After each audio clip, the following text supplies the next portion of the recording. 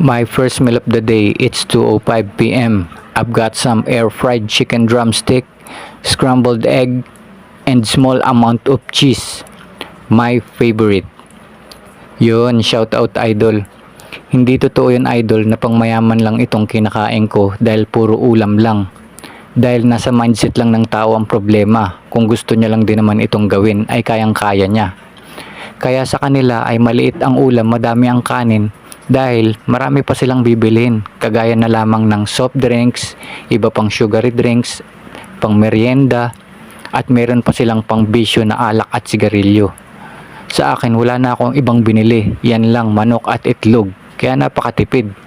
Gaya na lang yan, yung 6 pieces na manok na yan ay 89 pesos. Pinang first meal ko kahapon yung 3. Tapos ngayon naman, pinang first meal ko uli yung 3.